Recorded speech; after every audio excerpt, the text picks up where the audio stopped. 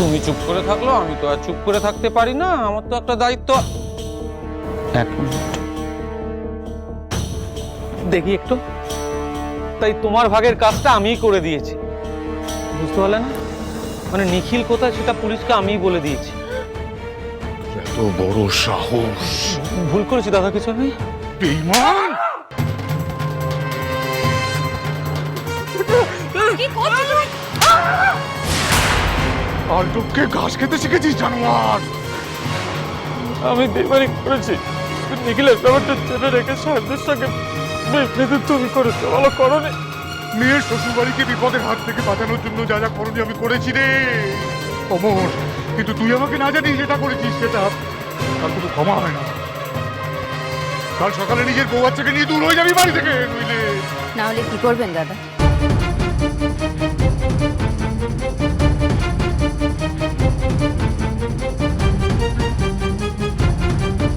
দেরাজের 7 নম্বর খোপ থেকে গুলির বাক্সটা বার করে রাখিস মেজো খোকা। কাল বন্দুকের ফাঁকা আওয়াজ নয়, গুলিও বেরোবে। ওগো শুনছো? শোনো তুমি আমার কথা।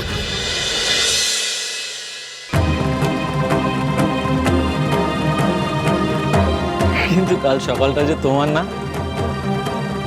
এই অমর প্রতাপের হবে দাদা। ওরা যে বললো আজ তোমাদের বাড়ি অনুষ্ঠান আছে, বাড়ি ফিরতে রাত হবে। এগো ফটিকো তো বললো দাদা নাকি আজকে জন্মদিন। সকাল হয়ে গেল, এখনো ওরা ফিরলো না দেখে আমরা এখানে চলে এলাম। এত বড় বিপদ একবার আভাসও পেলাম না আমরা। পুলিশ তো ওদের খুব মারবে গো দিদি। আমার হরার কি হলো বলো দেখি। মামারা ছেলে কানাই, ওর কিছু হয়ে গেলে আমি বাঁচবো না কিন্নিমা। ও দাদা, দাদা এমন কথা বলবেন না দাদা। হরার মা ও ফটিকের মা, বিশ্বাস করো কাল রাত থেকে বাঁচাতে চিন্তায় আমরা দু চোখের মাথা এক করতে পারিনি। জানি না বাচ্চাগুলো কেমন আছে, এখন কি করছে, তাদেরকে আদৌ ছাড়বে কিনা সেটাও জানি না। খনিকর্তা তো এত বড় উকিল, উনি কিছু করে ছাড়িয়ে আনতে পারবেন না? ওনার কথা তো সব জায়গায় চলে। এখানে চলবে না, দোষ তো আপনাদেরই। আর আপনাদের ছেলের যা অবস্থা হয়েছে তার জন্য আপনারাই দায়ী। উল্টা করছি, তোমার এই উল্টো পাল্টা কথাগুলো শোনার ইচ্ছে না আমাদের কারোর নেই। কারোর মনের অবস্থা ভালো নেই, দয়া করে একটু চুপ যাও। আমি চুপ করলে কি সত্যিটা পাল্টে যাবে বড় বৌদি? আর আমি উল্টো পাল্টা কথা কইছি, হ্যাঁ? নাকি তোমরা উল্টো পাল্টা কথা কইছো? কি কইছি গো আমরা? কি বলেছে? এই যে আপনারা জেগে জেগে স্বপ্ন দেখছেন আপনাদের কোলের ছেলে কোলে ফিরে আসবে। সেগুড়ে বালি মানকের সাথে আপনাদের ছেলেদেরকে ভিড়িয়ে দিয়েছেন। এখন আপনাদের ছেলের মরা মুখ দেখার জন্য তৈরি থাকুন।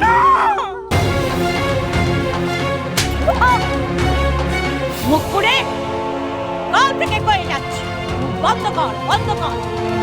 মুখ বন্ধ না করলে না এবারে মুখ ভেঙে দাও। তুমি আমাকে বাসি মুখে মারলে। বাসি মুখে তুই যদি অপয়া কথা কইতে পারি, আমি মারতে পারি না। আমার বাড়ি জুতো টোকের সামনে তুমি আমাকে চড় মারলে। যা এখান থেকে।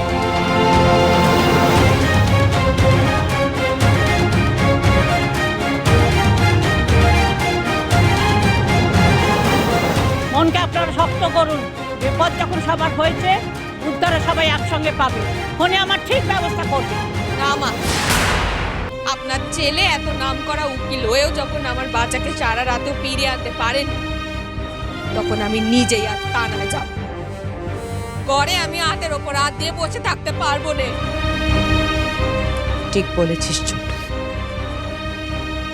তুই একা না, আমিও যাব তোর সঙ্গে। চ দেখি আমাদের বাচ্চার কে কত বড় ক্ষতি করতে পারে। চ চলুন গিন্নিমা, আমরাও যাব।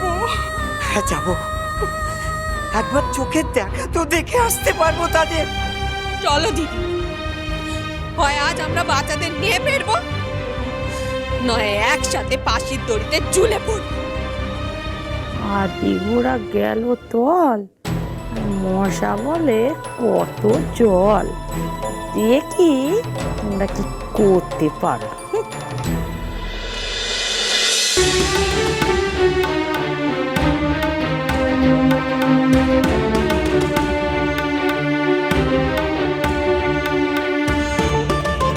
শুনেছো তোমরা?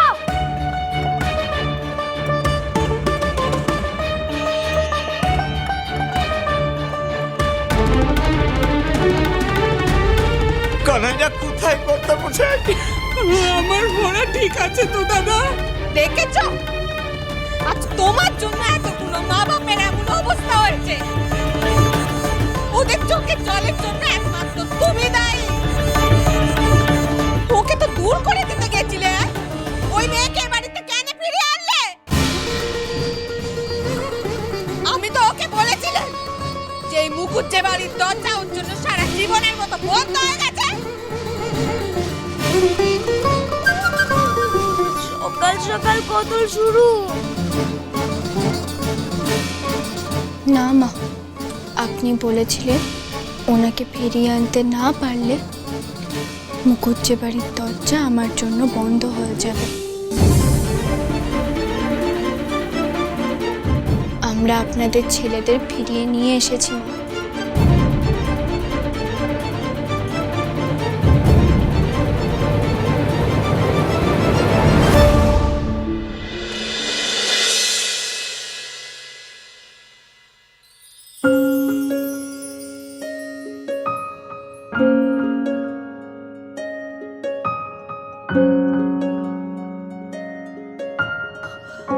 বাচ্চা বাচ্চা বাচ্চা তো ঠিক আছে যা। ভেতরে আসবি তো? বাপরে ভালো আছিস তো? কিছু হয়নি তো বাচ্চা?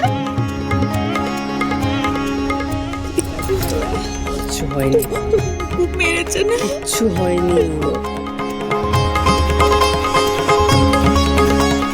বাচ্চা ফিরে ও মা গো, বাচ্চা ফিরে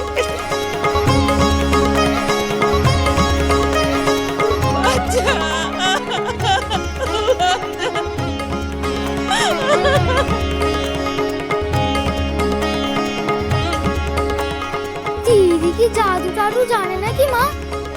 সাহেবের কাছ থেকেও চালিয়ে আনে দাদাকে। বড়বাবু, ওরা চচ্চড়িটা যেভাবে আমার সাথে করেছে, ওই গোটা মুকুজ্জে বাড়ির সামনে ওই ছেলেকে আমি নিজের হাতে মারবো। বেশ, চলো। হ্যাঁ। দাঁড়ান, কে তুমি?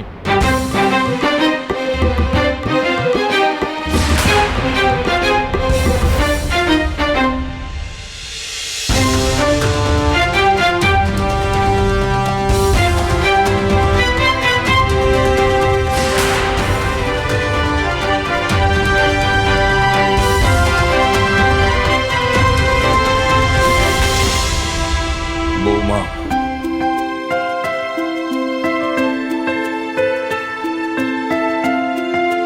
ছোট গিন্নি, তুমি তুমি এই মেয়ের অগ্নি পরীক্ষা নিতে চাইছিলে। এই মেয়ে তো অনন্ত সমুদ্র, কোনোদিন কোনো আগুনকে একে স্পর্শ করতে পারবে না।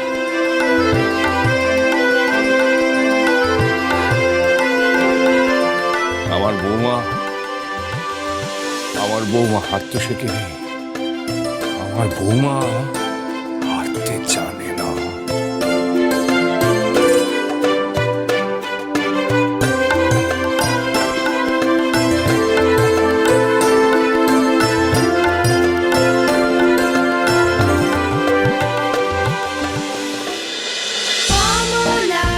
শ্রীমান পৃথ্বী